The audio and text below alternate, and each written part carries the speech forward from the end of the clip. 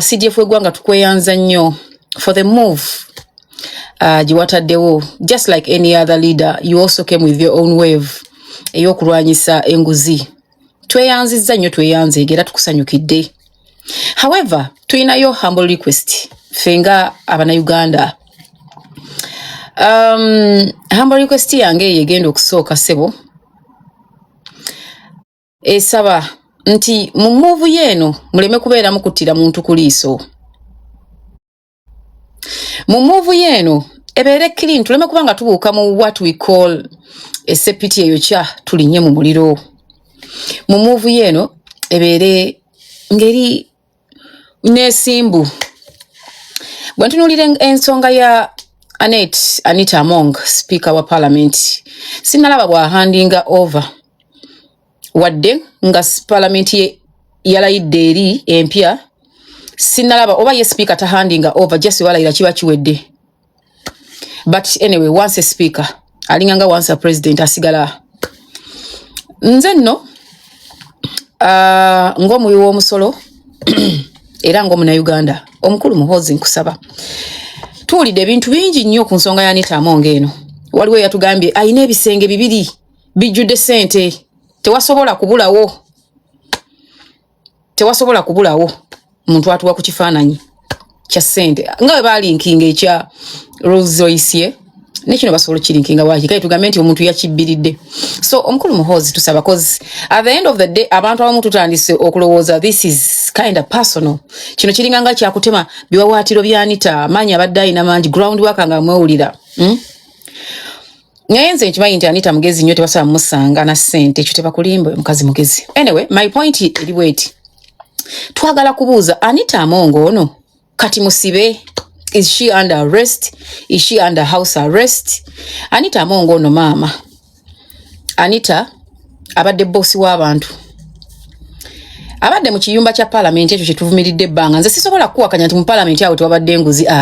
Mba nnimba ebaddewo. Era ekyaliwo. Yensonga lwaki ndeese okusaba kwange nti oba ofishingayo omuntu tofishinga omu.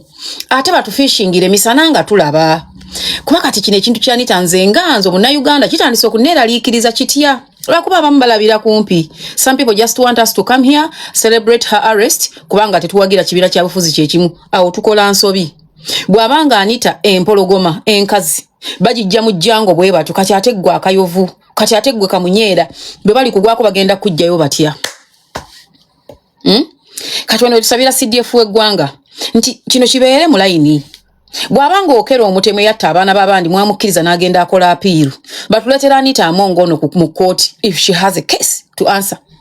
Tetwagala kuyimba lugero lw'Abaganda toyisa mu kiryo kyange twala mpola because enengo etwala kana aka animal wena akamaliriza egenda kukima basigadde munda. If we believe nti Parliament y'eggwanga eno eyisize ebadde n'enguzi nnyingi sabo tukusaba olwoyo lukwate boldly misana oyerenga toliiko n'ogamba n'ogu otwerere ennyumba eyo. Ate tetwagala abantu bano kubeera eyo batukyalingibwe nga tetulaba nga tetumanyi ffe tuli bannayuganda abazze nga tukabira justice nga twagala obwenkanya. Ensonga lwaki n'Anita ate atweyungako kusaba bwenkanya ng'ali mu kiyumba ekyo tumusabira obwenkanya nti bw'aba alina omusango gwe yazza mumutuleetere mu kkooti naffe abawi b'omusolo tutandika omubanja nga bwe bamuleeta. Era twagala okumanya Anita mulamu oba is she under house arrest? Is she okay? Breathing? Because tetumanya ayinza okuba ali mu basement. Twagala okumanya bw'abanga alina omusango tetuguwakanya era tetukugaana mumutuwe mu kkooti ajjako mu kkooti zino zetukabiddengamu nti teri justice. Mumutuwe febe nanyini musolo tukkiriza mumutuleetere mu kkooti tubimubuuze. Because now me when I look at this thing, okay, first of all basoka ne bamugamba withdrawing nga n'atayagala bw'otunuulira tweets za Kabanda zawandiika n'ayagala naye okulaga kulyanyo. Of course okumukiripingako ebiwawaatiro tekyewuunyisa naye waabanga Anita Among ono ayinayo omusango gwonna mumutusimbireko mu kkooti ategeere kye twali tugamba nti Speaker, tusaasire, eno teri bwenkanya. Speaker, wegatte ku maloboozi, eno teri bwenkanya. Mutuwe Anita Among oyo. Tetwagala biggwere mu kimugunyu eyo. Just to humiliate this woman, regardless of her faults. Nabagamba mu video yange mje nakola nzomanyi. Niwe twatwawula endowooza mu byobufuzi. Nze ekirungi kyo nkyogera n'ekibi kyo n'ekiyimirirako. Regardless of her faults, Anita was a good person eri abantu. But ekyo tekimuggyako kuba na nsobi mu ofiisi ye. Era si kiwakanya. If it is about humiliation, she's been humiliated enough. Byonna bimwogeddwako lya tugambye mulogo, naye teri Nnaalongo atali mulogo. Ekyo tubitukwatako oba osabirawo oba osaalirawo buli Nnaalongo, nze mu buwangwa gyenva, buli Nnaalongo mulogo. So eyo sagaana kugendayo. Kati waba alina omusango gwe ssente y'omuwi w'omusolo, ajje mumutuweeko mu kooti tugyatendingeko. Ate omusango mugutuwe public, gubere open to public, because tukkiriza nti parliament ekozesa ssente ya muwi wa musolo ate tugusasula. Newe tuba tuganye batunyigira ku kisaawa awe nkanda go tokiyingiza ne tusasula. Mumutuwe mu kooti. We need to know if this woman is okay. You people, we need to know if this woman is still breathing. We need to know if she's arrested or not. When I wrote on my Facebook page, someone in a fake account came and told me, hey, tosobola kukaka polisi kuleta muntu mu kooti. Okero nga mwamuleta. Olowooza okero mwali mugenda muwozesa ku mangu ago. Bwe nga baleeta omutemu atwana atanatta muntu lwaki bati bamuleta. Tukiriza mu binnyo era enguzi bagiriridde mu parliament ye twagala gye balyoke baleeta omu ku bali banguzi banne kuva mu parliament. Tetufaayo ba opposition oba wa government bonna sululu moja. Baitewo. We are not going to say nti no kubanga wenaaleemu oba afaafe. Fe tuzze tuyimba justice era naye tugenda mumusabira nga bwe tumumusaba nti mumuwe justice. Mumuwe justice. Bajje ba experiencing ko ku kino eno kye tuzze tugamba. We can't kill up. We can't kill up. Mbuba mukutte oba bamutadde mu basement. We believe in democracy. Temumuteeka mu basement. Mwe mutuwe Anita Among waffe fe naddala abakyala. Omanyi nze when a woman wins something big abadde speaker nga feeling proud kuba mukazi nange ndi mukazi. Mumutuwe ne babadde bakama be babosi be ne babadde awo emirimu nabo bamanye nti mukama waabwe kale mukwate over this reason. Naye bino emotoka tuzirabye nga muzisise zigenze. Kakati lwaki yo ng'omuntu tetumulaba? Mumututeereko mu video kale nti mufunire TV yamwe gye muulya gye mwesigira gye mwewuliriramu eryanyi nteekawo kamera ayogereko eri abantu tukakase nti omukazi mulamu.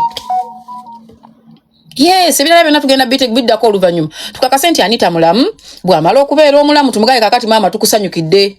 Tukulabyeko oli mulamu, omutima gutusse. Kati yessawa bakuleete mu kooti yaffe eno. Owere nnembe ne kye bakugamba, because first of all she's an MP now. Besides okubanga entebe bwa speaker. Bagigabye wadde oli tebannamwambaza kikofiira kitegeeza ono akyali speaker. Oli bamala okimwambaza official then speaker n'alyoka avaako. Naye baamulonda n'ayitamu alina baakiikirira. Kakati twagala ajje ng'omubaka tumugambe nti kakati nnyabo owozanga mubaka naye emisango gy'owoza gya bwa speaker balyoke bamukulunumbulire banne bonna bamugamba ono oli yeewozeeko. So tukusaba Jeno nti due to public interest omusibe era omuziwe emisango mumutulage naffe tufunemu obukkakamu nti gyali mulamu. Takitegeera. Ffe twagala justice for all.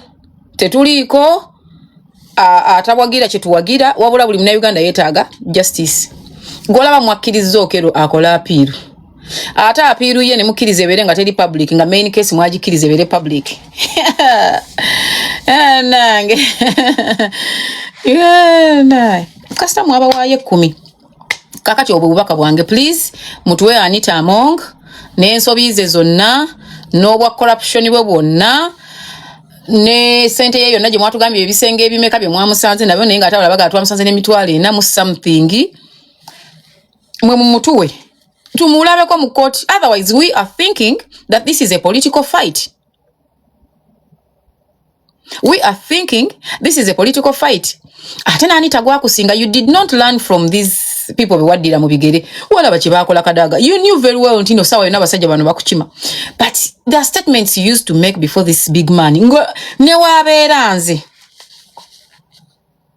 wabeeranze n'aligambye you cannot stand before the president of the country n'omutegeeza nga bw'okyakya alina opposition mu parliament.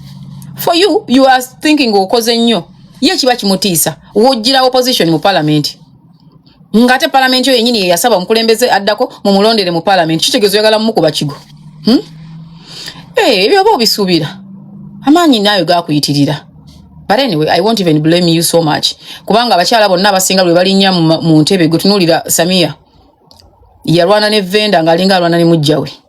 Abakazi bonna balinnya mu ntebe obuyinza obuyinenge gye butufuga. But nze kyenkwagalako era kyenjo okusigala nga nkwebaza, you've helped people.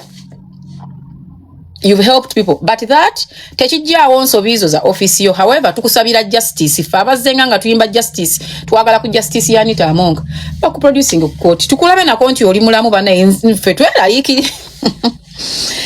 Naye bannange kabasibenze. Ne kati bana abansibira kiddala nvumye. Njogedde kibi.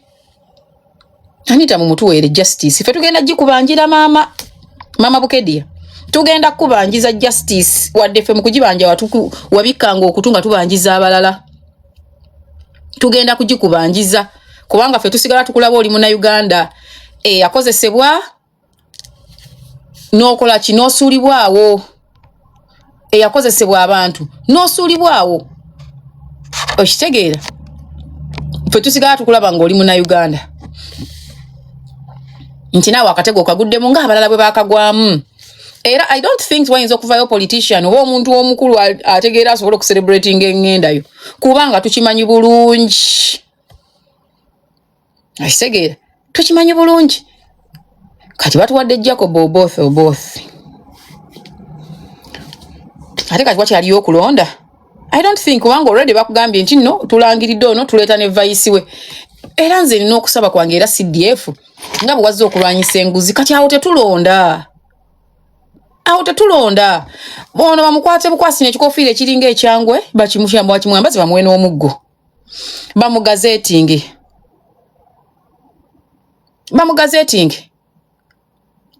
okitegeera tuleme kudda kubanga era bw'ona ogamba nti balonde ssente egenda kutambula awo ate nga ogamba gy'olwanyisa. We should not. Oyo tetumulonda. Mumwambaze ekikofiira kye ekiringa ekyangwe tumukwasa omuggo mumugazetinge alayira ayingire parliament.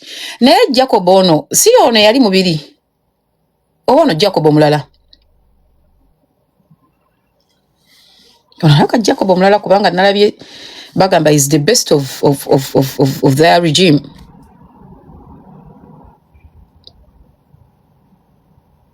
Yoyo yennyini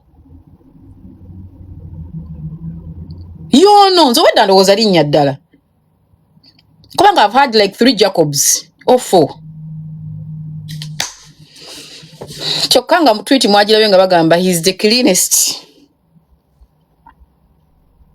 Then kino kiri ku corruption. Kwano kwabadde kutema ku Anita biwawatiro bikakanemu. Kakati era ku nsonga ya Anita. Ndabyeko ku video ya omwami Kabanda. Yes, they said, didn't you read that tweet? They said he's the greatest of. Yes, Bagambe is the greatest and cleanest. Kakati era ku nsonga ya Anita. Omuntu omu yera nakoze video nangamba Fifi mulidia munsolu kwe musabira mutya Anita justice ensosole muteba justice ekyo kankubulire. Gwe olaba batutoyo omunene bwatyo nga bamutwala batyo. Kati gwe kwa mwaka faananyi kuggwe obanze atalina kyali goloze bali kukima kigenda kuba kitya. Justice ina kubanga ya fenanga fete kitukwata kufa azonga azi Uganda ni fena justice wajituwe otekebwe mu mateeka amatuufu owozesebwe n'abantu okumanya nti gyoli mulamu nakyo kikulu nnyo kubanga buli muntu abako n'abamuwagira gojja kulanga mu bine engeri abamuwagira okitegeera. So justice tali mu kusosola nti ontawagira kyowagira justice abeera wansi yonna buli wetuzibirizaako eriisa erimu ba speaker abo bazibiriza eriisa erimu ye problemu yaabwe kati gye balimu essaawa eno nti banne bonna basirise tewali ayogera kubanga bakimanyi bwe boogerera buli omu bajja funa bye bamukwatamu awo bamunyigemu nkaawo bamuteeke gye bakoze ki Jiba mutade. But singa bali bakitunulira kyo ne bagamba no. However much tetukwataganya politically. Naye justice fena tumulwanirire. Kyali badde kisinga kati singa buli muntu ayogera. Singa buli muntu ayogera. But abasinga basirise simply because bagamba I need to survive tomorrow. But lwaki obeera olowooza bw'otyo? Lwansonga tetwasaba justice. Tetwasaba justice nti wadde olina omusango olwo bagamba nti batuwookero tumukube kuba afe ne bagamba temumukuba tumutwale mu kkooti awoze naye ng'okero alina abaana baakoze ki? But still yafuna justice n'amukkiriza n'okukola apiiru. Era apiiru ye justice n'emukkiriza okugisaba nga teri mu public court. Ne okitegeera nti kakati asobola abantu wabanga afuna that justice ate ono Anita Amongo. Twagala Anita waffe tukakase nti sente z'omwana wa Nakimuli azifunye kubanga yaleka na church propose nze tukakase nti ne Anet ne Ani afunye vani y'abaana mumuleeta awoze nga tumulabako tusigale nga tumugamba maama kano ko wagamba tukabuuza ani mukulu kano nga tumulabako nti mulamufere tumwagala nga wali tortured awoze within her rights. Ye justice je tuogerako ate nayo baba bamuwozesa tebalekaayo balala. Tasobola kubanga yali akwata buli kimwawo nabuli bonna mubakame mubaleeti. That is all we want. Nero akuba bambi kati abantu abamu abakatandika politics ya batabira bayalowooza politics tulina kwa mumpalana kwe kubagana nedda. Nze nsaba obwenkanya bwa Anita. Omukulu Kabanda, I watched a video nga agamba bambi afuna death threats avumibwa awemulwa ayisibwamu amaaso. Era abantu bamuyisa amanya gonna. At first Kabanda yavayo n'atugamba, by the way, let me first give you your credit Kabanda. Politically, oli omu ku bantu nze besisobola kuyita ku video yaabwe nakati, regardless. Eya politics, you're one person I will listen to, you're one person I will watch. Because I will pick a thing, ate kirala nja kuseka, nja kunyumirwa politics. Nti Kabanda yeggwe muntu abeera ku seti omuntu n'akuyisaamu eggaali, no controlling emotions zo, naawe n'omuyitamu naye mu bintu ebiri respectful. Politically, I have no problem with you, regardless of where you belong. Kakati, wagenze nogamba abantu bakuyisa amanya biki mu bye bakuyise Yuda, bakwambaza n'akasuuti ka Yuda, ate munnange n'onyuma. Kakati wagambe abantu bakuthreatening, of course kino wabadde okisuubira. Let me give you my reasons lwaki wabadde okisuubira. Kabanda, singa wagambye nti gwe wabadde okola mulimu gwo gwa kusoma kiwandiiko kyakuweereddwa mukama wawo, of which you are right. Wabadde mutuufu.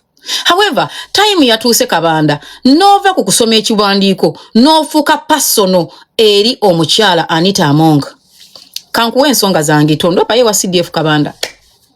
Kankuwa ensonga zange, lwaki watuuse n'okivaako. Ensonga esooka, bwe wamala okusoma ekiwandiiko kyo kiro mukitwala omunaku Kabanda, tewalina nsonga ekulemezaamu mu speaker. Tewagirina. Kubanga gwali okoze ogw'okusoma. Naye walemezaamu n'obeera ku Twitter ng'omukazi omufuukidde ekizibu. Lwaki abantu bakuyita traitor? Lwaki abantu bakuyita Judah Iscariot? Walina omukyalo no ku trips ze. Mu campaigns n'akwanjula mbatu nagamba this man is real. If you go back and watch those videos, gwe mwennyini Kabanda ogenda wulira obulumi ku mutima wadde nga wamala okusoma ekibaluwa. Nti walikomye ku kusoma kibaluwa cause that is your office. Naye gwe wagenda n'ofuuka person eri omukazi ng'olinga amuyinako ekintu ekiri. Okitegeera? Obadde ne trips kunono omukyala muli nnyonyi mutambudde. Wotuuka okubanga otambula ne speaker bambi ayinza okuba yakutrustinga n'abako be yakunyumiza ng'omuntu. Ekyokulala, Kabanda, wabadde oli ewa both, all your speeches is ng'ozitandika ozoogera. Omukazi wabadde omulimu nnyo. Kati nga abantu bakulabira ddala nti ovudde ku kiwandiiko ky'okubeera omukulembeze Secretary General ekyokutuusa ekiro kitwala omunaku n'ofuuka Yuda. Nti nga gwe yagambye nti gwe wajja kusoma kipapula wali kisomye ebirala n'ogamba n'ogende wo both nga naawe bw'olagirwa bakama abo n'otakisussa. Ekitegeera omukazi yakwanjula nze ntunulira videos and I even laugh. N'agamba this guy is real. Ono guy mulungi bambi n'akwanjula mu zi campaign bwe mwekuba obwama bwe museka. Trust me, tewali muntu nga abadde akolagana ne speaker ng'oba asiimuula oba ng'afumba chai oba ng'amugololera oba amusiba nviiri ayinza butakuwalana kubanga wasusse ku kusoma ekibaluwa n'ofuuka person. I want you to go back into your tweets. otunulira ebintu byewawandiise. There is a video where Kabanda you said mbu omulembe omukyamu you are egusenye. Kabanda you went personal. Wabadde tokyasoma kibaluwa kuba ekibaluwa wadde wakisoma dda. Speaker nga amaze okutegeera nti nno bagenda mu kaweefube wa speakership oba kaasa mmeme wa kalulu. Ye ng'omukulembeze kubanga she's very good at being strategic. Oyo omukazi abadde mugezi nnyo mu campaign w'oku ground ow'abantu bano ng'ali mu bantu bano abatono abatali bano abangi ennyo basobola okukwata mu ngalo ze. Atandika okubira ababaka amasimu ng'era omuntu yenna agenda mu campaigns cause yayita naba kukkiriza ku withdrawing from the race. Nakuba amasimu Kabanda n'okitegeera nti speaker akubidde abantu abakuyege bamulonde in case ng'akomyewo, of which it was not an offense. You went and tweeted and you said what you said. Mumugambe amasimu tugabulira era nga gwolemezaamu nga tokyali musomi wa kibaluwa. So you deserve all the threats zofuna. Kubanga abantu bakulaba ng'omuli w'enkwe wavudde ku kusoma ekibaluwa wabadde musanyufu nnyo. It is alleged nti Kabanda gwe wakuba ekifaananyi kya Rolls Royce y'omukazi n'okiwa Honorable Norbert Mao. Era gwe wagikwata ka video naye yagenda ogikulaga ng'akwesize nga kyaliwe ye yali akukkiriza nga kyaliwe. So trust me tewali muntu agenda kukusanyukira ssaawa eno. However good you are mu politics yo n'abakulinaanye kati bakutya. Abamu batya kugamba kuba bakimanyi gw'omukulu essaawa eno osobola obbasenya ne babasena. You said someone said you're running Fande's Twitter accounts. That one you don't. Tebetaga na kuwaliza you don't. But you over-assert ebiba bivudde mu tweet y'omukulu. Shobola abantu bakulaba bwe batyo. And about the death threats Kabanda. Bwe nali nkyakola mu mawulire the last media house nyakola mu media house gye nali eyali mukama waffe omukulu Robert Kabushenge ebiseera ebyo yatugamba mu nsi muno owewalanga nnyo okuyingirira omuntu wajja emmere oba omulimu wajja ekyokulya. N'atugamba ekirala mu nsi muno wewalanga nnyo okufuna olutalo n'omusajja ku mukazi we. Ekirala wewalanga nnyo okwagala okuyita mu bantu mu ddiiru because of money. Ebyo bintu bisatu n'agamba ebyo ebintu bisatu bissa ne gw'oyita omunafu ne gw'omanyi nti tasoboka. Ne gw'omanyi nti tasoboka omwewuunya. Era mukowere erimu njagala kubulira nti waliwo professor omu mukwano gwange yangamba nti Fifi tonyoomanga maanyi ga buzadde ne wabanga mulalu wekituuka ku mwana unless nga tayagadde. Kati eriyo abantu nga speaker kwe kubadde okulya kwabwe yabadde maama ye survival plan yaabwe. Esa when you're celebrating nga tetumanyi kumanya oba mulamu oba bamukoze batya oba ali mu basement nga go just osagambiza busagambiza tebayinza abantu butakukiikamu. Tebayinza butanyiiga ate nno bo beebaze bazze openly kati gwe tewajja openly. Bakulabanga ansolima wagende wa speaker ng'ofuuse mukwano gwe naye wagambye bakutuma kusoma kibaluwa ffenna ne tuku-understanding ne tukutwalanga ekyala mu company nti bakimuwadde ekikugoba alina okukikuwa naye kati gwe wakisukka. Kabanda wakisukka. Tweet zonna z'okoze buli avaayo okuyimirira side ya speaker oyo bamusene buli avaayo owulira ddala oyagala omukazi ono abeere suffocated abuleko agamba nti wa naye nga jjukira bino byonna obadde naye mu video ng'abantu bakulaba okitegeera. So kati tobeera surprised nti no abantu bakutiisatiisa. You saying you're going to retire active politics, it is not the solution because era okuretiring nga tekigenda bafuula kuvaako. No, it's not. Ye retiring obadde otegeeza ki? Are you not going to be in this parliament? Ogenda biviiramu wano oba ogenda kumalayo emyaka gy'etaano olyoka okiveemu. Okitegeera naye kati Kabanda ne banno bennyini bakutya. I looked at you ng'oliyewo both. Nga the way people are bowing, Kabanda gye balisebo nga tebakubuuza nti bakwagala. Because they want to survive. Because they want to survive. Simply because they want to survive. Okitegeera era ababaka ba parliament bogamba be yakubira Anita naawe no kati bajja gendayo balina genda eno. They went there kubanga bo era njagala okutegeeza bannayuganda nti mulowooza tuli mu dictatorship naye abali mu kiyumba kya parliament omwo bali mu dictatorship. Mumwalabye abasajja abakulu n'abakazi abakulu babavuganga ente. Musululu moja teri kuteesa mutambule tugende. Okitegeera. So Kabanda the good thing wagambye Namere wamwesonyiye kubanga naye omubadde bubi. I don't know if that tweet eva ku account yo eyagambe kasa they danced you. I don't know bwebanga eva ku account yo. That is also a shame. That is also a shame. Okitegeera.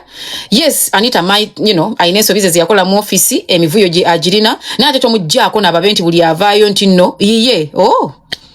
Then kakati kino kabande ekiche then kikiri personal. Kiriza abantu bakugamba nti oli Kayuda kali akeegana Yesu emirundi emeka akamulyamu olukwe ne Simon Peter ngoli abantu bangi mu kifaananyi kimba kwambaza akagoye ke Nazaresi oba wakalabye. So mu butuufu gwe wayo kya amaanyi gakuvuze ate gwe gakuvuze speed ne weerabira nti ne speaker bino byalimu maanyi ge gamuleetedde ebizibu kati naawe wazze full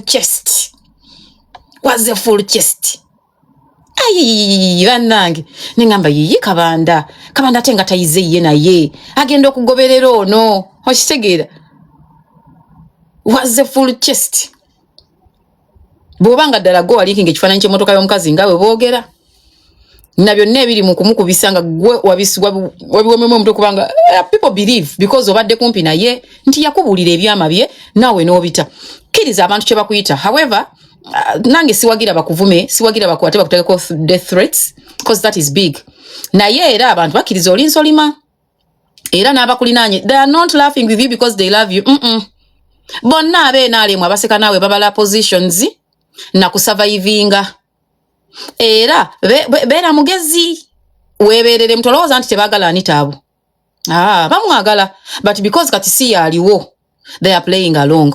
Ago ge mazima goyina okumanya kabanda beera mugezi weebereremu kati ngombo weebereremu goyino giyimba kubanga bw'ogamba nti bakusindikidde death threats nga n'abattayiculire tubamanyanga naye nga poliisi yakkiriza negaba bakozesa high profile guns then weebereremu. That's the truth.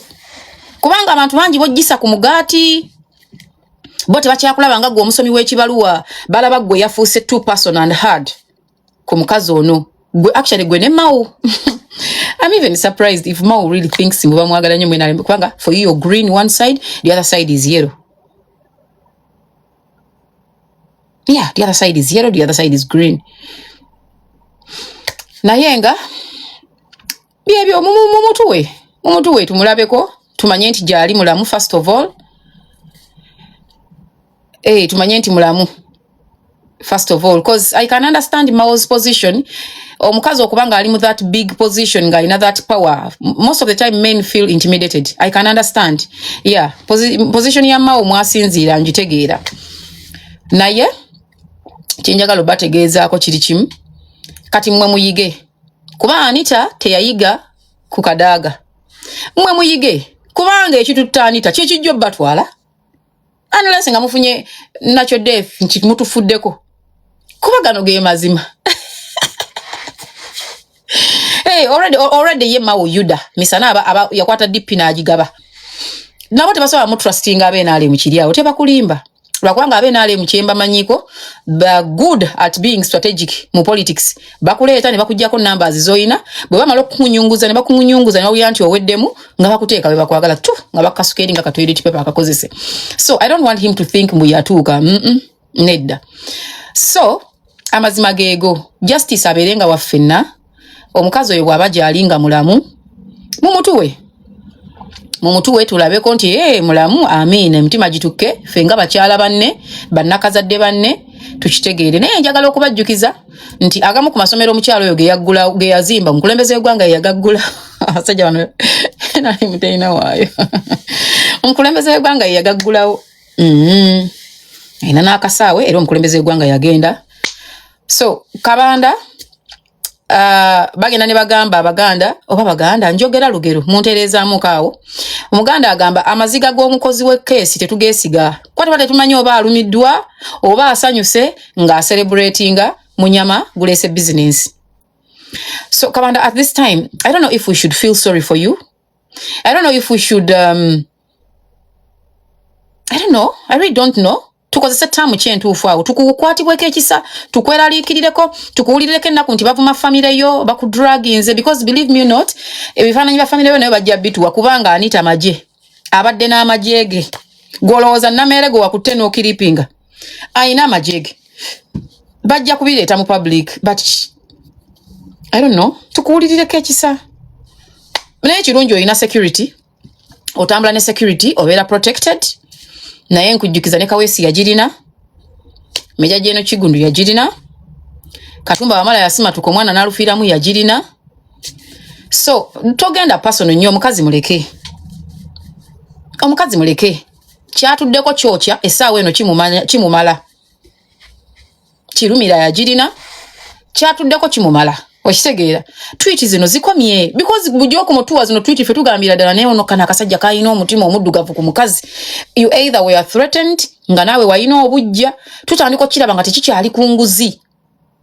Naye nga gwo kitula kiro kirowooza nti tekikyali ku nguzi. Kubanga olemezzaamu ne tweet zeze zitakwatagana. Okitegeera. Tweet z'omukulu zo zireke zitambule kuba ye mukulu. Kati gwe zikizaamuuko kubanga buli woyongeramu abasurvivingira ku Anita nga bagamba Kabanda gwe kizibu kyaffe bagenda kuleka ebizibu byonna ebirala. Batunuulire gwe nga gwe kizibu. Era gwe ne bwono jja n'otugamba bannange nze najja kusoma kibaluwa ffe kati abalabira ebintu mu details tukuwadde nze nkuwadde reasons zange lwaki sikulabanga musomi wa kibaluwa nti wasusseewo. Walemezzaamu nnyo omukazi bamaze already okubanga entebe gy'owadde oyagala bagigabye. And you're happy, you are celebrating, which is okay now in a side yo. But still kitwewunyisa gwe abadde ku lusebenju lw'omuntu tuga newankubadde okitegeera newankubadde nkakkanyamu osanga ne threats zijja kukendera kubanga g'amazima tewali muntu ali immune ku kufa. Naddala ewana ewaka tewali muntu ali immune ne woba oyina security wana ewaka tebiri guaranteed. Ge mazima ne woba oyina security ng'olina wiwiwiwi oyaggulawo tebiri guaranteed. So byebyo nze nkubuulira naye nga yo omusibe eyali ez'omuwi w'omusolo mu mutuwe mu kkooti ffe abantu ba bulijjo tumaze ebbanga nga tusaba justice ow'abantu era ne woono tugenda kumusaba mu mutuwe. Tutandika omugamba mama bikola munnange bye twakugambanga. Munnange olaba bwe twagambanga nti nno eno gye tuli obulumi bungi. Munnange olaba kkooti zino. Tubimugambe nga tumulabako. So mukwano Kabanda, my last message to you in good faith, with all respect, learning ako from this. Era ebigere birinnyemu. Gwolowooza yatuuse okutiisatiisa direct ku ssimu yo. Mbu yabadde takimanyi nti gwe Kabanda. Kubanga gwe wabigambye nti ofuna threats. Kitegeeza nabo bamalirivu. Linnyamu. Tetwagala bagambe nti nanti Kabanda baana bamulidde. Because it's very possible. Buli muntu aba ne ttiimu ye. Baganda balina obalugero olugamba butyambu gundi lwafa lwomanya nti aliko ababe balina balugero banjogera. So kaakati mukulu munnaffe tweet zo zimala. Omukazi muleke pressure gy'alina emumala, humiliation gye bamuwadde emala. We have a problem with you men. You don't want to see women in big positions. Tekijjaawo nti Anita alina ensobi ze. Tetuzigaana. Era ffe tetuziwakanira. Naye mu mutuweeko mu public. Era naye kirala kye tusaba CDF nga bwe wakutoolwayo nti ogenda kwera bonna beere. Naye ate bw'abanga oboth ono ye yali ku lisiti eri. Tefisi liko olina okuyita ku airport. Olina ne company ekola renewal etali emu ezitali bbiri. Nkyegenda okuzikola nga bagamba tezijja kusoboka ku renewing. Naye nga geega amazima mutuwa Anita. Tumubuuze ebibuuzo byaffe ffe abawa omusolo tetwagala muwulira mu basement Sajja tebagala makazi nga babasinga power kati bonna babadde bawulira bafa otunuulira mawunga afa ne mawu abo bakumanyi nti oli nsolima kubanga omuyini omugulu ogumu gwa green omulala gwa yellow olinga watermelon atange